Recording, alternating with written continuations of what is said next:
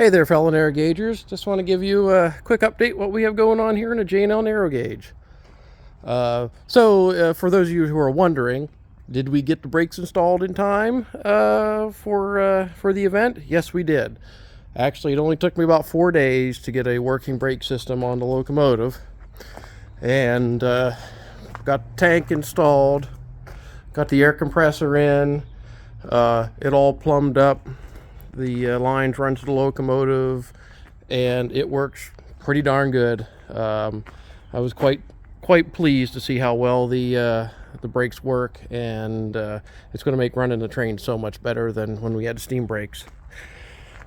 Secondly, on the passenger car here, when we got it in a few days ago, put the German buffer couplers on. This is basically what the setup's going to look like.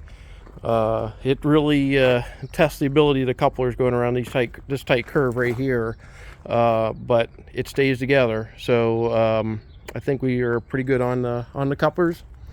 On the passenger car itself, it's looking pretty good. We still have to put the floor in, have the ceiling to do. There was a bit of a issue with the paint, so we have runs all over the place. That's going to be sanded down, especially on the flat panels, and we'll repaint that. For the floor, we found some 2x6 tongue and groove yellow pine for a pretty good price, and we're going to put that down. That's actually the exact floor that was in the Erie caboose. So I'm going to reuse a lot of the clips and all that was used for clipping the wood to the channel. Trucks fit pretty good. I put the side bearings on, some 3/4 inch by 3 flat bar for the side bearings. The car rides real nice. It's a little light, so I think once we get the rest of the wood on here and the bench seats and the roof and all that, I think it'll settle down and won't feel so light. Going around those tight curves really makes the truck skew quite a bit. We are putting on the grab irons. I had a bunch of these grab irons that came off tank cars. Just like on the tender, I'm going to order the stirrup steps for the corners of the car. Now on the back, I put this Lincoln pin coupler because we don't have anything else with the buffer couplers that we're going to tie onto with this anytime soon, because we don't have the caboose done yet or even started. But the Brookville is Lincoln pin, so this makes it easier. Now, once we get the caboose built, I have the buffer couplers to take this off, put a buffer on it, put a buffer on the caboose, probably move this to the back end of the caboose then. I did try pulling the Locomotive out with the Brookville and the car in place. It worked just fine. I was able to pull it out. The Brookville has a little bit of an issue because it's not very, well, it's powerful, but doesn't have a lot of tractive effort because it's pretty light. So I was a little bit concerned, well, can we pull the whole train, can pull the engine out of the engine house with the entire train, or do I have to set the car out to do that? And I wanted it to be together because this will be the way we run this summer, which is basically the Locomotive in the building, these two cars sitting right here. When it's time to run, you open the doors, grab onto the engine, pull it out, fire up. Makes things a lot easier doing it that way than have to switch out cars. All right, so what else we have going on here? Well, now so those of you who saw the couple of videos from our Chris Eden Green meet and greet know that we ran 4 of the steel mill cars, pulled them up the hill. Locomotive did great, even with just 2 brake shoes on the engine. It was able to control the speed coming down the hill. I am going to put 2 more brake shoes on the rear driver, so that would double our braking capacity on the Locomotive and still add brakes to the passenger car and the tender as time goes on. All right, so what am I doing here? This is something else I started to work on. This is the engine house lead track. that will give us access to the boxcar so that we can finally move the engine facility from down there where the passenger platform has to be up here to where the engine facility should be. So the only thing I had on hand was a 70-pound rail, so coming off the 100 with the comp bars down to the 70, putting a decent curve in here. Then this track will just curve right along, and there will be a switch where the 57 and 60 are sitting. And well, it's almost impossible to find 70-pound rail components. And I know Kovalchuk has some frogs, but I don't want to pay what they're asking for them. So here's what I'm going to do. I have these, which are the points for frogs, that I got these off the Y&S. We had a bridge that had a 70-pound rail for guardrails. We took all that off. And they use, at the end of the guardrails where they came together, they use old switch points, stripped and bound, just to use the points. Well, what I'm going to do with these is turn them back into frogs by taking a couple of pieces of the 70-pound rail and putting the correct bends in them, and then putting thimbles for spacers, and then basically welding the whole assembly down to a piece of steel plate, and then that will be the frog. The other issue we're going to have is that we don't have switch points. So this is going to have to be a stub switch. I've kind of always wanted to build a stub switch. Now I have the opportunity to, and actually the necessity to build a stub switch. So that's something that's going to be happening here pretty soon. But what we have to do before we can do that is to jack these locomotives up and get these drivers freed up. The number 2 driver here on the 57 does spin. I did get that spinning, but we haven't been able to get. I haven't had a chance to jack this end up to get this freed up, or the other drivers. So that's going to happen over the summer. Put the jacks under this, jack these up, do what we have to do to get the drivers to spin. We'll see how things go, but what I'd like to do is to remove the pistons and piston rods from the cylinders, and then put everything back together, put all the rods together at crossheads, so that when we move the locomotive around, all the rods and everything will be there, in motion. The only thing we won't have is the piston rod, and I think probably also pull the piston valves out.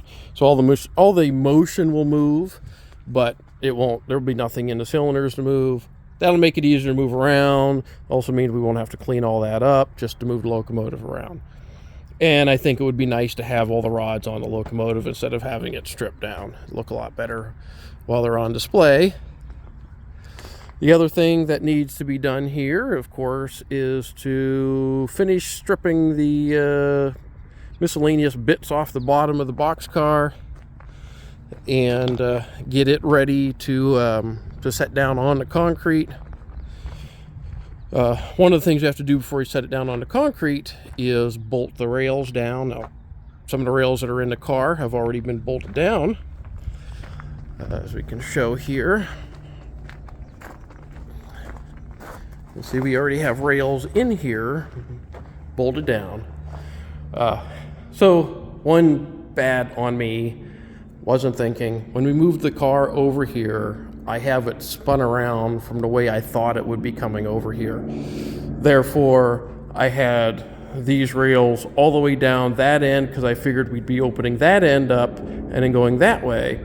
But instead, it's going to be this end, so the rails need to be slid down that way. And you can see I've already cut holes in the end there so we can slide the rails out.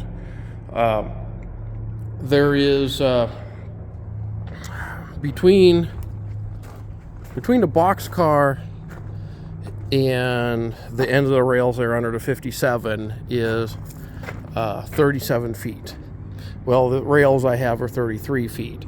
So when I put the rails in the boxcar, they're going to stick out of these holes 4 feet, so that when the car sits down, I just have to take the two 33 footers and make the connection between the two ends of the rail. And then, then this area right here will become the new steam up area. Now, there are long-range plans to eventually have a transfer table in here. However, that's going to happen down the road, a year or two. Really have so much going on right now. I don't have the resources to build and install a transfer table right now. So the simplest thing we can do to get this up and going as quick as we can is just build the track, put the stub switch in, and then this comes straight into the boxcar. Don't know how long this is going to take, but definitely we're going to have 58 in this boxcar by winter, one way or another. I'm tired of dealing with the locomotive rusting over the winter because it's not in a climate controlled environment. And even though this boxcar is not climate controlled, with the plug doors, with the insulated roll-up door that's going in the end, this car is going to be as close to a dry environment as it can be made.